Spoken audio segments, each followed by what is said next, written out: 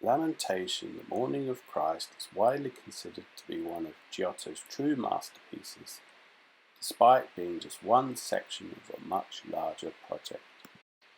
Lamentation and Giotto's other work in the interior of the Scrovegni Chapel in Padua, Italy, display clear Renaissance styles at a time when the art scene in Europe was still dominated by the Byzantine.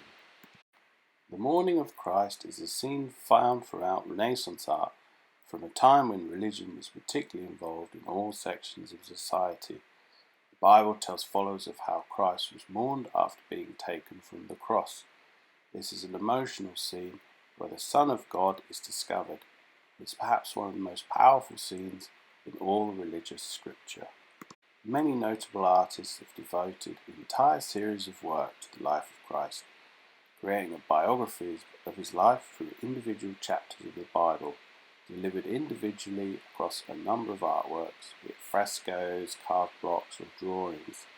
Indeed, these themes also appear as individual items in other examples, often when specifically requested by religious institutions who were commissioning each project themselves. Lamentation, the Mourning of Christ, was completed over the years of 1304 to 1306 and is sized at 200 centimetres by 185 centimetres.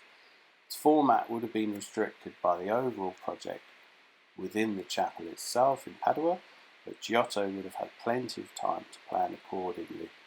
The overall display is quite extraordinary, one of the finest series of frescoes in the history of Italian art. This scene features a collection of sorrow and grief displayed powerfully in the faces of those who mourn the loss of Christ. The bottom half of the canvas is filled with these emotional figures, positioned in front of a small rock face, which helps to frame the composition and also adds some aesthetic interest and an element of perspective. Behind that appears to be a faint outline of a large series of mountains. Giotto chose not to add too much detail here in order to avoid distracting the eye from the key elements of the scene. In order to underline the significance of this death, Giotto then appends many more individuals on the left-hand side, but with a reduced detail in order to add as many as possible. At the top of the scene, we find angels displaying similar expressions of grief and sorrow. This helps to connect Christ to both humanity and also the gods above. There is also a tree to the right-hand side of the scene which looks dishevelled, representing the loss of Christ's life, and also the overall theme of sadness and desperation. The woman holding his body is believed to be his mother. Perhaps the other figures in this scene are actually just an extension of her own pain and sorrow. Many artists over the centuries have addressed Christ's life and done so in different ways. Murillo, for example, was able to present this icon as if another human, helping followers to build up their faith. The scene of the Lamentation of Christ is just one artwork to be found within the Scrovegni Chapel. This important building can be found in Padua, Italy.